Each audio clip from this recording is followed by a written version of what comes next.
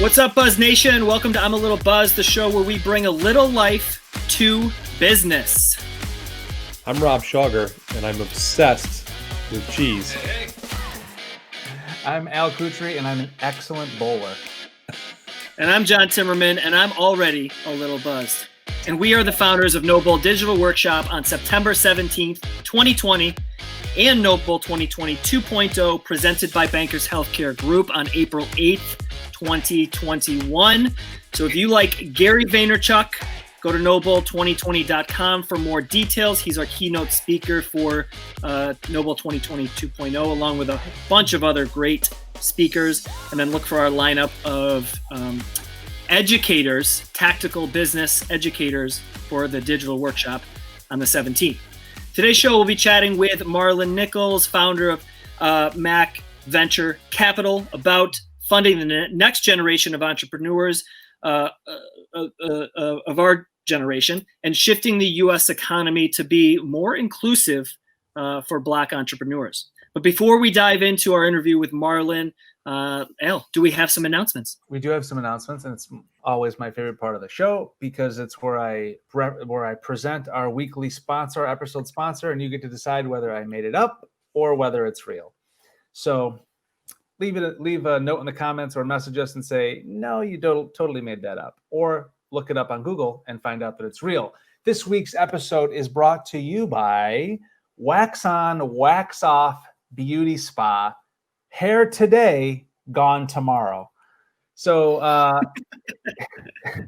it's probably the Northeast premier waxing beauty spa. You can check that out for yourself and see if it's real or not. And the next most important announcement is always, if you want tickets to our No Bullshit Business Conference in April, which John mentioned, April 8th, 2021, you can just go to nobull2020.com, get your tickets for the event. It's going to be an awesome event and all-day event with some of the top dogs in the industry giving you killer content. The deal of the century, however, if you want a free ticket, totally free, just go buy some wine. empathywines.com. You can get a 12-pack of wine, which is a no-brainer. They have red, white, and rosé. Gift it, drink it yourself, give it to employees. It doesn't matter. You will get a free front section premier seating ticket to the No Bull 2020 2.0 conference in April. And again, it is a no-brainer. Get the wine. You get a ticket for free. It is what it is. It's the best thing. If you're a baller and you really want to do like VIP, meet and greet, 20 cases of wine, all you have to do is go to our website. All the information is there. Check it out. And we hope to see you at our event. Yeah. So today's interview is going to be amazing. Super excited to have Marlon Nichols, who is the founding and managing partner at, I said Mac, maybe it's MAC. Should have consulted. Yeah, we'll clarify. But Venture Capital. Formerly Cross Culture Ventures, a top performing fund which finds entrepreneurs who are building the future for the rest of America. He's former Kaufmann Fellow and Investment Director at Intel Capital and current adjunct in entrepreneurship and venture capital at the S.C. Johnson College of Business at Cornell University. Super prestigious. Marlon's unique eye for global trends and shifts in consumer behavior has helped him capture high potential investments like Gimlet Media, which, by the way, awesome podcast that I listen to religiously, the Startup Podcast, which was a podcast about starting Gimlet Media. Kind of meta there, but a really great eye-opener on how a business tries to acquire funding, things like that. But anyways, Gimlet Media, MongoDB, Thrive Market, Fair, and a host of other companies that he's invested in. He's been featured on TechCrunch, Fortune, Blavity, and NBC. Recent recipient of the South by Southwest 2018 Innovator of the Year Award, which is South by Southwest is something that us, Rob, Al, and I are really sort of trying to model the No Bull brand after. So we're very respectful of the brand that they've built. Marlon also won the Digital Diversity's Innovation and Inclusion Change Agent Award and was named Pitchbook's 25 Black Founders and VCs to Watch in 2018 and 2019. Buzzed Nation, please welcome Marlon Nichols. Yes. What's up, my Hey, man? what's up, guys? I was listening in the green room. You guys are entertaining for sure. Oh, thanks, man. So did I butcher it? Is it MAC or is it Mac Venture? How do you say it? It's Mac. It's Mac. Okay. It is an acronym, though. It stands for M Ventures and Cross Culture, which are the two venture firms that merged to create Mac. But yeah, we just go by Mac. Dig it. Nice. All right, nailed it. Well, now is the time before we get into our next segment when we cheers to life, love, lots of laughter, and all of the bars that get you free peanuts and encourage throwing the shells on the ground because it feels so good to do that. I love it. Cheers, everyone. It's the truth. I love Awesome. Yeah, you just throw the peanut shells on the ground. So before we get into the core of our show, we like to open up with a little segment we call the pregame. Al, what's the pregame? The pregame is very simple. It is a rapid fire of sort of ridiculous questions. Some are deep, some are just truly ridiculous. And it's just to get us all loosened up a little bit. So I'll be asking you, Marlon, very fast questions. The first thing that comes to mind, feel free to have no filter. There's no rules and there's no points. So let's just have some fun. You ready? All right. Here we go. Regular fries, curly fries, or waffle fries? Regular fries with salt. Oh, perfect. Favorite sport? Basketball. First thing you do when you wake up? Check my phone. Me too. Me three. And I hate when there's no messages. I'm like, oh. You're such a loser that day, right? It's just like no one loves me. I'm going to go back to bed. Yeah, this is terrible. Camping or beaches? Say again? Camping or beaches? Beaches. How do you take your eggs? Over easy. Same. Fill in the blank. 2020 is A shit show. hey. Ketchup or mustard? Ketchup. Last purchase you made? I don't even remember. It's been so long. I've been stuck in the house. I don't know. Toilet paper. Yeah. Definitely toilet paper. Some wine too. Yeah. Right? Greatest advice you've ever received? Be yourself all the time. Worst advice you've ever received? Be patient for no real reason. Okay. Last one, LeBron or Jordan? Jordan. Thank God. It's fact. Jordan. Thought about it for a minute, though. Yeah. Thought about it. Well, there's nuance. There's a nuance there, right? I mean, if you think about it from just a pure talent and skill perspective, LeBron is probably the more skilled player at this point. But if you think about achievement and just grit and grind and hustle and determination, MJ all the way, and what he meant to the game as well. Sure. Isn't that always the thing, though? Like that's where kind of the OGs and the newbies always have the argument is like, you know, in all sports, right? And even music is like somebody who built something that didn't exist will always have those points that somebody who crushes them in skill today, who's inheriting what they built, you know, they might be better, but they didn't do this thing and they never could. So I feel like that's always the debate. Somewhat. I think though, had LeBron done things a little bit different, the conversation could be different. So, you know, Michael played for one team, and so, well, in the main part of his career where he won, right? He came through the struggle, whatever. He didn't team up with, go to team up with anyone to do it. It's those kind of nuances that muddies the argument a little bit. But LeBron is a phenomenal talent, and what he does off the court is amazing as well. Absolutely. Both great players, but MJ always wins. Before we get into, To be honest, What did you say? I'm a hardcore Kobe fan, to be honest. Oh, God rest his soul. Yeah. Before we get into the business questions, a little, I gave the kind of canned overview of who you are and what you do, but tell us about what you do in Mac Venture Capital today. You know, you're an adjunct at Cornell. How do you spend your days? they change it changes every day. So there are days when, I'm working with the portfolio, the companies that we've already invested in, and just helping them figure out what's next. Where can we add value? How they should be thinking about certain challenges that they're experiencing. Other days it's more about finding what we're going to invest in next, whether that be actual companies themselves or just areas or sectors that we're interested in. And then there are a lot of days where I'm fundraising for our fund because we raise capital so that we can then invest it into those startups. So that's typically what my days are like, or the things that I move through, in any given day. And then there's always speaking engagements and things like that as well. Before COVID hit, I would probably be on an airplane at least once a week, 3 weeks out of every month, doing something. So it's kind of been good to be at home and not get on a plane. But some part of me misses it though. Had some great dinners and drinks.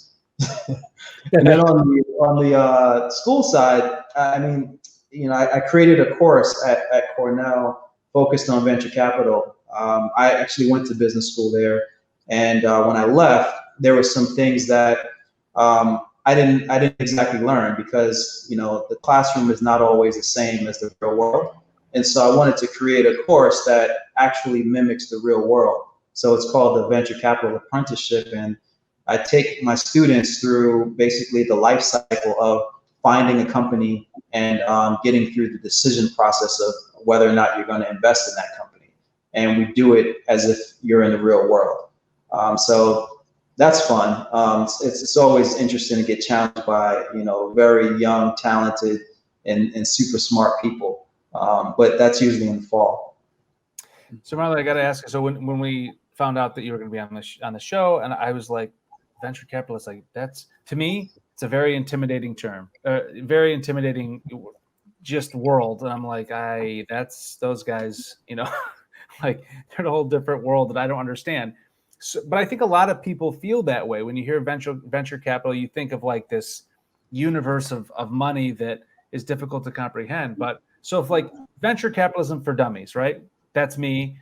What is that? Like, what is venture capitalism? What is, for the person that has no clue what that is, like completely clueless?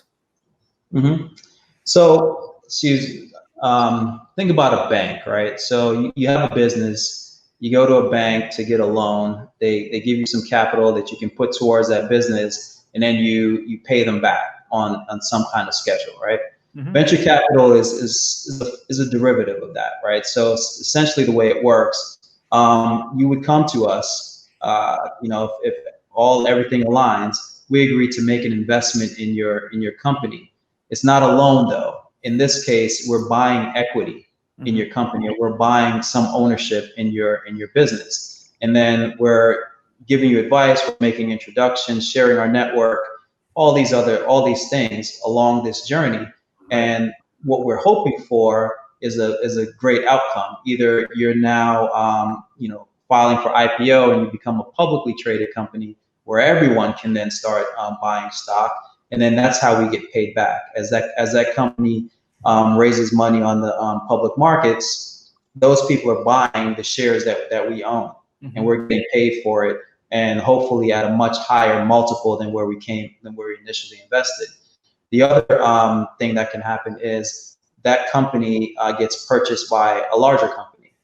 And so in that case, that larger company is buying 100% of that smaller company, and we're getting, again, paid out X multiple above where we came in. It could also go the other way too. Company could just go out of business, and then we all just lose our money. Right. That happens too. You try not to do that much that so often. Right. Keep that one to a minimum. So how does one become a venture capitalism, right? So Al mentioned, to those of us who are a little bit ignorant about the topic, or we just read the headlines or whatever, right?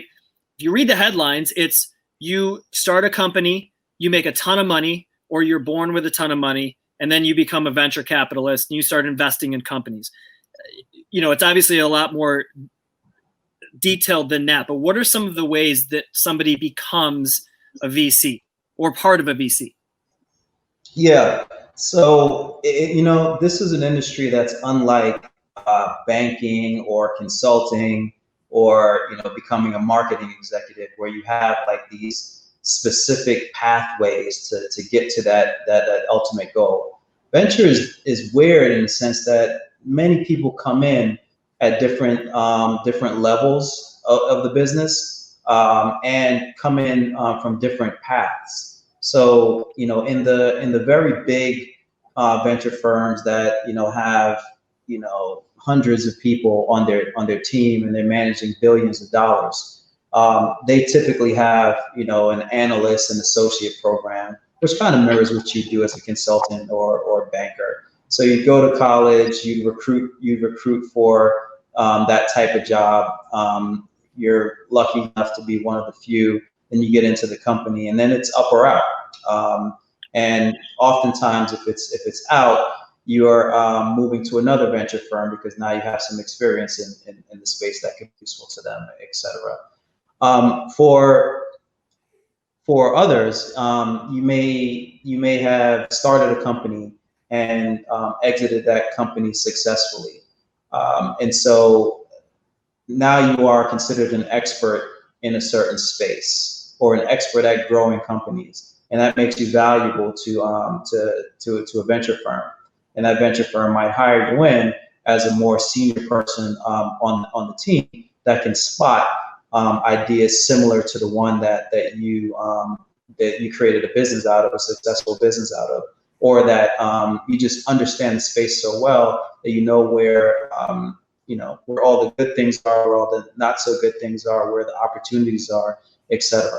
And then you have some folks that come in from like banking or consulting, where they studied a certain sector religiously, and are an all-out expert in everything that's going on in that sector. They too can get hired in to bring those expertise to the team.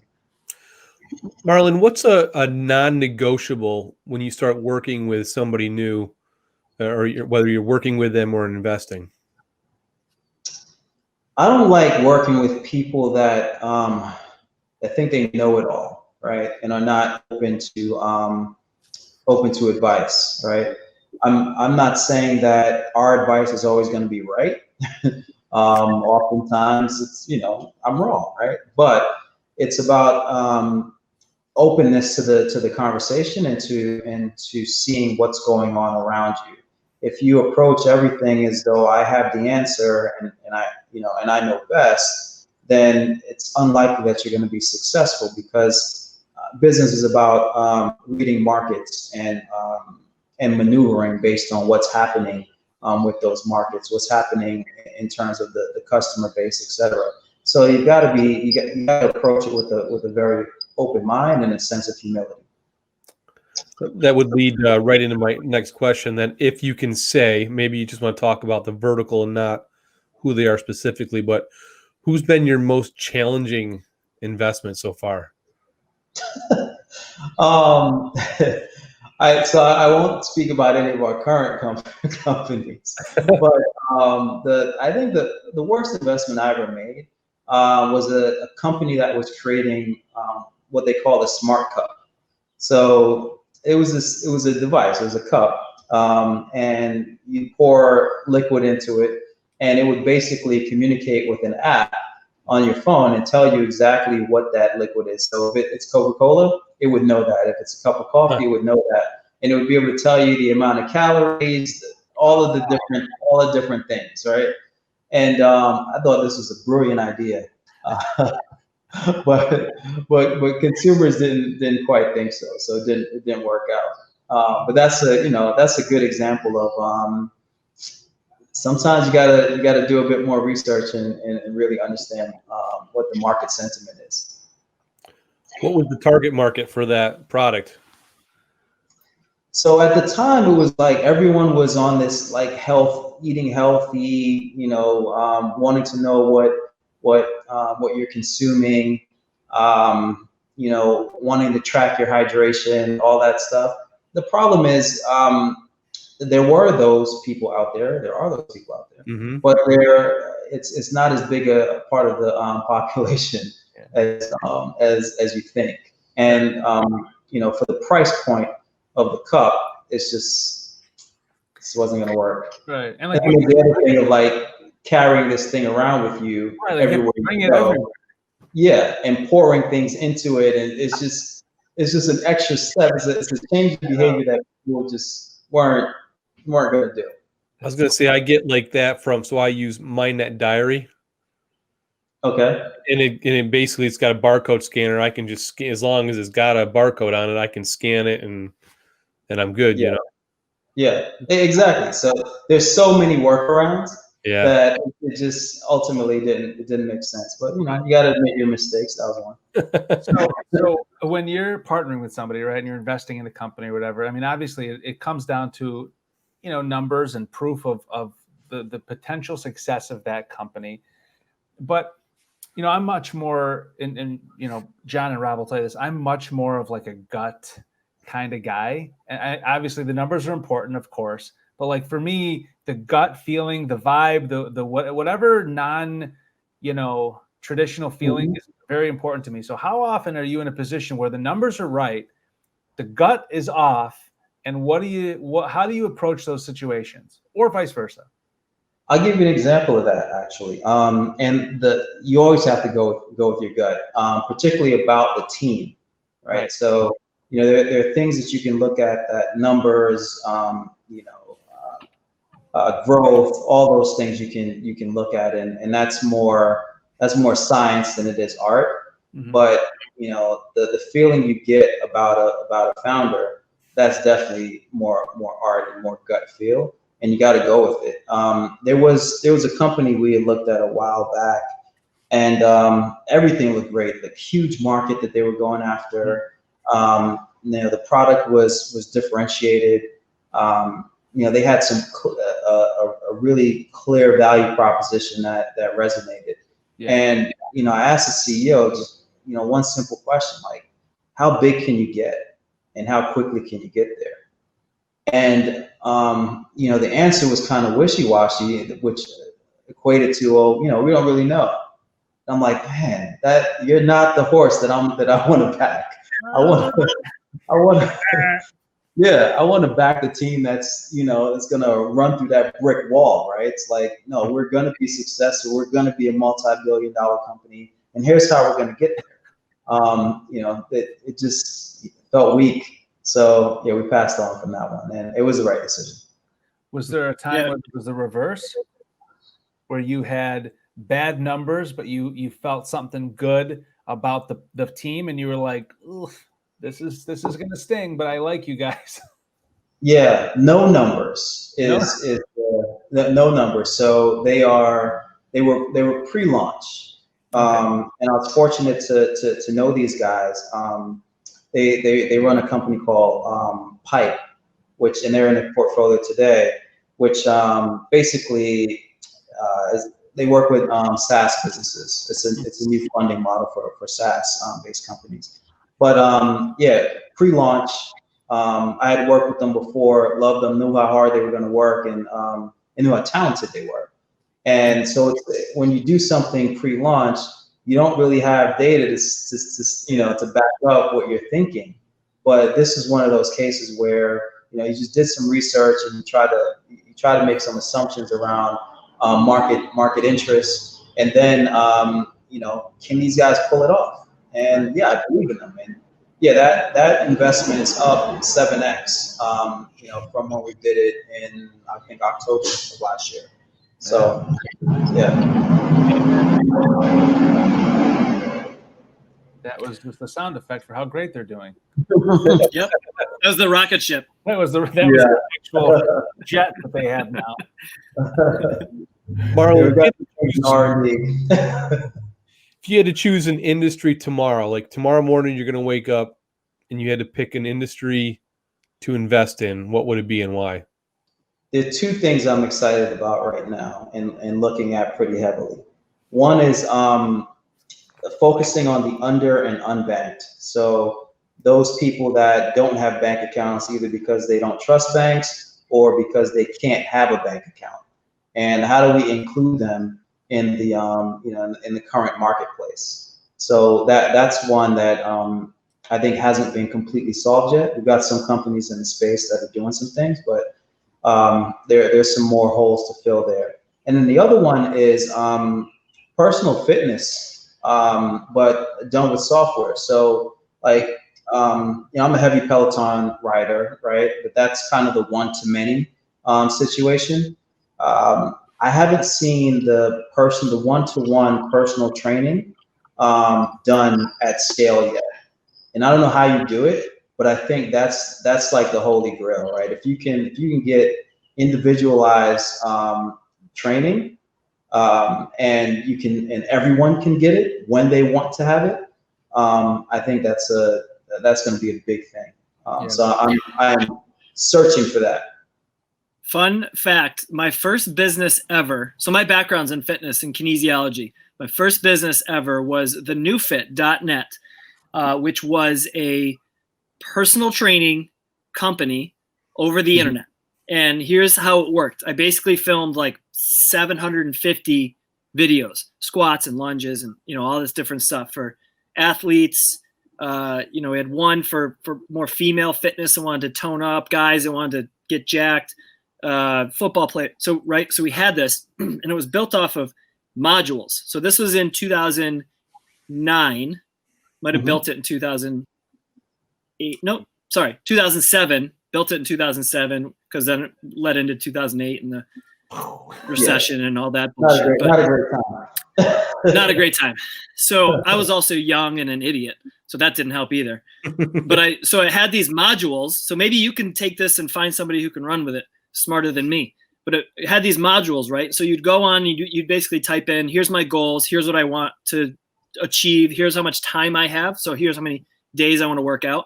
And it would like pull in these modules. So it was like the closest that I could figure out how to train my in-person clients who were, wealthy politicians and CEOs in Richmond, Virginia at the time, who were traveling. It's a way that they could train, with my programs, no matter where they were in the world, no matter what equipment they had or time that they had.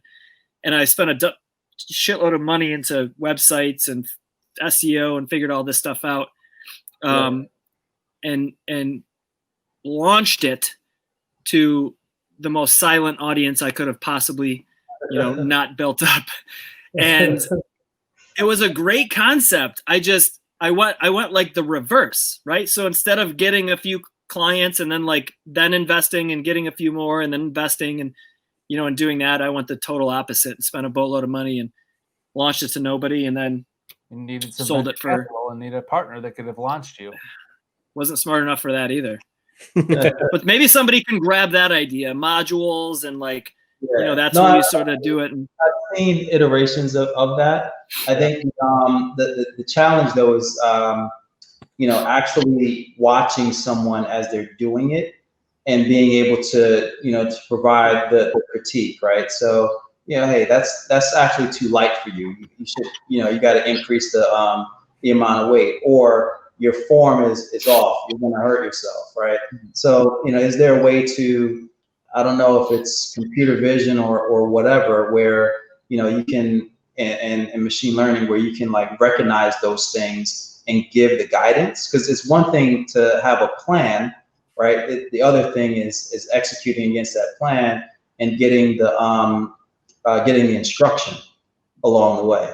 So that's really what I'm looking for, is how do you, evaluate and critique as you go. But we'll see. Yeah. Who knows? Hopefully you're the first investor in whatever that looks like. Me too. Yeah. And give us the heads up. But just kind of say, hey, by the way, this is happening in about a year. I'll throw down, man. I trust you. But listen, so I want to shift gears here a little bit. We're living through some weird times, not only because of COVID and this crazy times with business, but also, we're now, everyone is exposed to systemic racism and, challenges for the Black community. And you see all the moving parts in business, from the investment side to the operations side. You're seeing the jockeys, as they're called, running the show and the opportunities. You're also teaching a college course, right? So you see the younger community come up. Can you give your point of view on how the system is preventing many in the Black business community from achieving the same success that the white community can? Wow, that's a big question. I mean, there are a lot of things, right? If you just take our industry, if you think about Black fund managers, it's about 3% at for the entire industry, right? Which is not a big number. And what's important here is that who do people tend to do business with, right?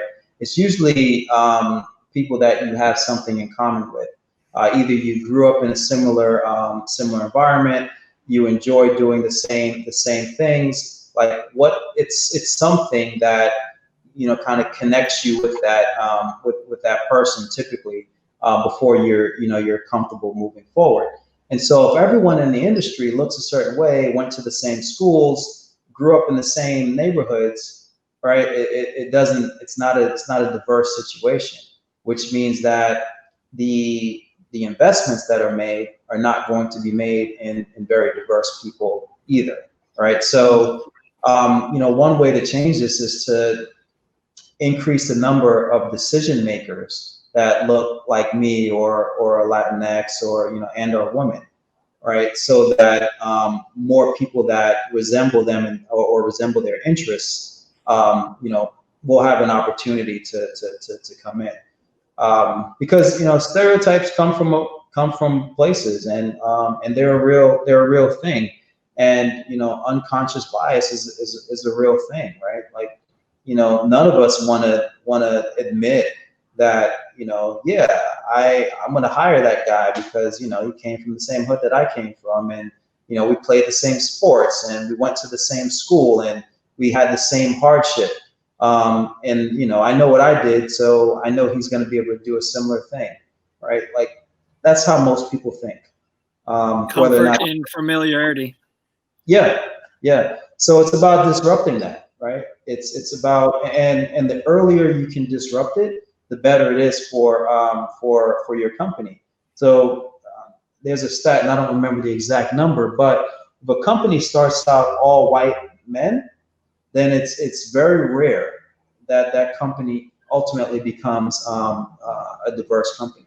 If the company starts from a diverse place, it definitely will be a more diverse place to work. And diversity wins, actually. Like different perspectives, different experiences, it matters in business, right? And so the more of that you can have, the better off you are as a company. So yeah, it's about starting at the top and having it trickle down throughout the company as you grow. Do you see it's more likely to happen quicker, I guess, or just happen quicker, I guess, if it takes a few people at the top who've got the balls to make the change now and just like shove a fork in the wrench or in the gears and make that change? Or do you see it more the new companies that are founding? Because you just mentioned it's easier if they start from the get-go being diverse to grow, and that totally makes sense. But is it going to be a mixture of the two, or do you see one sort of happening more efficiently than the other? I think it's a mixture. I think you want to see more diverse teams coming together and trying to create something. But in my world, where it's going to require a lot of capital to get that thing off the ground and to grow it, you're then going to have to rely on the investors. And so if the investors aren't investing in those diverse teams, even if they're coming together, nothing's going to change, right? So you've got to do it at both sides. Now, you're a Black man who found a tremendous amount of success in the tech investment, industry, which, as you mentioned, is notoriously skewed white male. Can you point to a few factors that have helped you overcome some of these systemic roadblocks? And, I don't want to make you uncomfortable. You don't have to toot your own horn, but can you tie it back to some things that, maybe help some other people, find their way? Everyone's journey is going to be different, right? The things in mind that I think served me well was like, I don't give up on things. I set my mind to something and nobody's going to tell me I can't do it. Like, it just won't work. But also I'm just naturally curious. And I think in this business, it pays, that curiosity pays off, because you're always learning. And as you're always learning, you're finding new directions to go into. So, my career, I started out in software. I was working in a software company and we saw some success there. And I learned that, I didn't want to work in one particular software company anymore. It was a great ride, but I wanted more variety. So then I flipped it and I went to be a consultant and, also had some success there. But again, I learned that, I don't think consulting is for me, because now it's too far of a swing in the opposite direction. And so I kind of looked at those things and thought, well, what is it? What direction can I go in? What career path can I pursue that will give me the things that I really enjoy? I love being around technology, cutting edge technology in particular. I love working with executives and working with them on operational and just strategy. And I also wanted to have some skin in the game. And so, put all those things together, that's venture capital. So then I just was like, well, how do I get in? And everyone I talked to said, well, you got to network in. You got to find where these people are, and you got to get on their radar, because no one posts venture jobs on LinkedIn or any of those kind of job sites. It's all word of mouth and within network. So I was like, all right, well, looks like I got to go back to business school to be around people that are in this profession. So I did that. I went to Cornell, and the other reason why I chose Cornell, besides just being around folks that worked in venture, was it had a student-led venture fund. And so I got an opportunity to learn how to do that while doing it, and building the network. And so, parlayed that into a job at the time, the largest and most active venture firm in the world. And, joined as an associate director, became a director, and didn't stop there. I brought to them that, there was this fellowship called the Kaufmann Fellows Program, where I would learn how to be a great investor. And I would be a part of a global network of investors. And so I did that, and that shifted my paradigm significantly. Again, I was like, well, I shouldn't be here. I should be starting my own thing and growing that to a massive venture fund. And that's how it happened for me. I don't know what exactly someone would take out of that and replicate or not replicate, but you got to have the drive. You got to be willing to learn. You got to be curious, and you got to be just dead set on building relationships, because it's a relationship-driven business. Sure.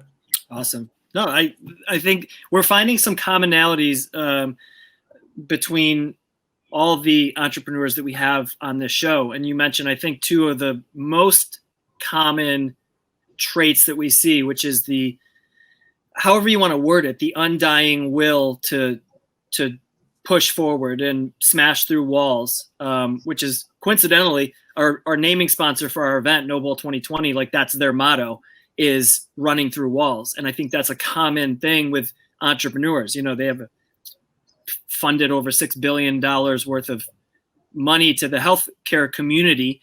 And they started with, like, what was it, Rob? Like a $20,000 loan or something like that. Yeah.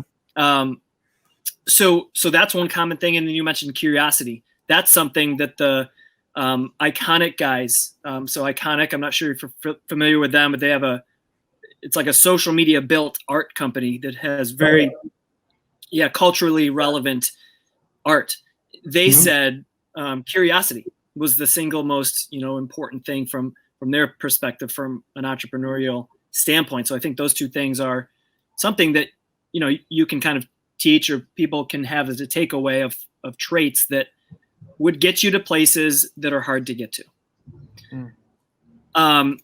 So one more question, on this topic. Talking about racism is uncomfortable for everybody, right? But it's obviously a necessity. And as 3 white dudes who own several companies between the 3 of us, we want to be better human beings. We want to be better business builders. We want to be better for the future, the earth, the human race. It's tough to know what to do. And so we're in this learning mode, and we're constantly learning from people like you, and we're getting on calls, and we're being careful to tread lightly. But what advice do you have, not even just specifically for us, but for the white community that really does want to make a change, not just posting on Instagram, or not just kind of doing it because it's important now, but what are like 1, 2, 3 steps that a white business owner or white professional can do to, when they don't know what to do? What can they do? Yeah. There's a phrase that's going around our industry right now on this topic, and it's like hire and wire, right? So it's again, it's going back to hiring people in decision-making roles that don't necessarily, have the traditional background that you may have brought into that role, but are talented, are qualified, and good hires, but maybe a little bit different. That's one, and then the other is, and if you're an investor, angel, or whatever, like advice is great. Everyone wants that, and we all get our fair share of that. But if you're trying to build something, and the thing that you need is capital, and you believe in that idea, help fund it, right? Because that's how they're going to get to that next stage. So it is hire and wire. That's the most important thing that you can do, because then you can kind of change the trajectory of a family, right? Through wealth creation, essentially, and that changes things. On a more social side of things, it's if you're seeing something that that's happening to someone that you wouldn't want happen to you or someone in your family, step in, right? I'm not saying jump in front of a bullet, but there are other things that that just happen on a periodic basis that are just off, right? And I think oftentimes we're like, well, they're not talking to me, they're talking to that person, so I'm just gonna, right? Yeah. But if you have the ability to kind of step in and right that wrong, it's it's something that will change, because then the aggressor in that situation, or the violator in that situation, will probably think twice before doing it the next time, because it's not socially acceptable. Mm-hmm. Solid advice. My last question for you: what will you change this year, if anything, that will alter and change the next 5 years so that they don't look like the last 5? Yeah. So I actually just joined the board of the Kaufmann Fellows program, that kind of global investor fellowship and community that I mentioned earlier.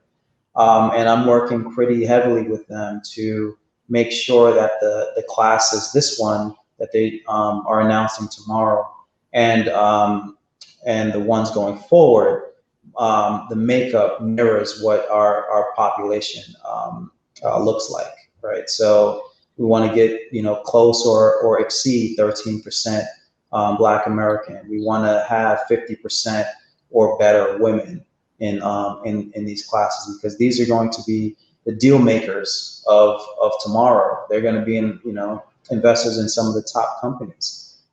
So again, you talk about wealth creation and and changing trajectory for people. That's one surefire way to do it, is just the access, the coaching, and the financing. For the people listening, and for everybody that's starting businesses or seeking investment, or anybody really, when you are thinking about partnering or summary with someone, for anybody out there that's looking to start and get capital, what are, let's say, the top 3 things that they need to hit a home run on when pitching, or when getting in front of guys like you? Like, you got to hit a home run in these departments. What are those things? Yeah. And, this isn't a catch-all, right? Because it's, it's not like a computer program or software, right? So each investor is going to have their thing. For me, it's, I like aspirational things, right? So, this product is going to be, this huge thing, this giant thing, and it's going to change lives, millions of lives in this way. But it's got to be credible, of course. But, just, game-changing solutions, solving challenges that are giant in nature, but haven't been adequately addressed, or even there haven't been real attempts at addressing them, right? So I want to see that type of opportunity to start. Then I need to know that you really understand what it's going to take to build this thing. So you know exactly what the market looks like. You know what your key kind of metrics are, and where they need to be. You know that like the back of your hand, right? And then it's you, right? Like, so where's the passion for this thing, right? Because entrepreneurship is really hard. So how do I know? You got to convince me that, when things get difficult, like, you're not gonna, run and go find a job at, I don't know, McKinsey or whatever, right? Goldman Sachs, right? You're gonna stay in this thing and build this company and make sure we find that success that we're both saying we want right now. So that kind of passion, dedication, and drive. And then also, I'm looking for something in your background that demonstrates to me that that you will be successful, right? So that could mean that, I don't know, maybe you were a varsity athlete, or maybe you were a scholar of some sort, or maybe you grew up in a single family home where you guys had no money, but put yourself through college or whatever, right? And you're here now. Show me what you achieved, and because that tends to be a pattern. Right. Overcoming obstacles, pushing. Yeah. Whatever those obstacles are, right? I mean, you could be anything. Completely wealthy white guy that went to all the great schools, right? But what did you do during your journey that sets you apart from others, right? It's great Awesome. advice. It's great advice. Well, Marlon, thank you so much for being on here. You've taught us a ton, and without a doubt have taught our podcast listeners and our viewers a ton about investing and how to push for change. But before we leave, one, where can people contact you and or learn more about your firm if they want to research more or contact you for advice? That would be the first question. Yeah, so our website is macventurecapital.com, MAC, and you can learn all about our companies. We have a news page that tells you everything that's going on. If you're an entrepreneur that is interested in connecting with us around investment, we have a contact page on there where you can submit all your stuff, and we look at everything that comes in through that channel. And then for me, you can find me on any of the social platforms On Twitter and IG, I'm just Marlon C. Nichols. And on LinkedIn, it's just Marlon. I think it's Marlon C. Nichols as well. Yeah. Great. And our whole brand that we're building, the Noble Company, is all about the smashing together of life and business. So before we sign off, what's one piece of advice that you would give people to be better in life, be better humans, and one piece of advice that you would give a founder or an entrepreneur to be better in business? Yeah, it's kind of twofold. One is you got to build, right?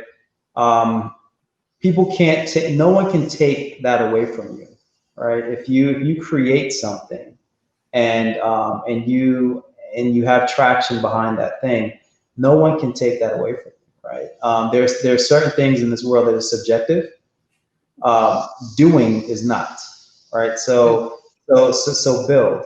And then, the other piece is just like, know when to pivot. I wouldn't say give up. I never like give up, but be able to read, real signals and know when it's time to maybe zag left or zig right, in order to get to your ultimate goal, right? Don't give up, but you got to be open to making adjustments. Perfect. So if Al were to launch an e-commerce company selling tiny little miniature things, would you invest in it? Okay. That's so vague, but Al, we can talk about it. Yeah, man. It's very niche. They bust my chops about this. I like small, tiny things, right? I just happen to like them, and they just like to get on about it. Sorry, I had to throw you under the bus, Marlon, but I just had to take the dig at Al. Oh, I am looking for investment, yes. So that's Okay. Awesome, Marlon. Thank you so much, man, for taking the time out of your busy day to be with us. Really appreciate it. Cheers to you and your success. Appreciate you, brother. Thank you. Cheers, man. Thank you, Marlon. All right. As always, everybody listening out there, tuning in with us, engaging with us on Facebook Live and YouTube Live and all the podcasting platforms. Thank you so much. From the bottom of our hearts, we love you. And remember, if you aren't already subscribed, you can subscribe wherever you love consuming content. I'm not even going to name them all. If you like podcasts, go there. If you like YouTube shows, go there. If you like Facebook, go there. We're in all the places. So go subscribe and follow and share, because sharing is caring. Yes. Right, Rob? Sharing is caring. We'll be here every Sunday, Tuesday, and Thursday at 8:30 p.m. wherever you're watching this. So check us out. And to everyone out there, cheers to life and business. May you prosper in both. Almost gone. Mine is gone. I got nothing. Peace. Fist bump. Virtual fist bump. Bam. There you go.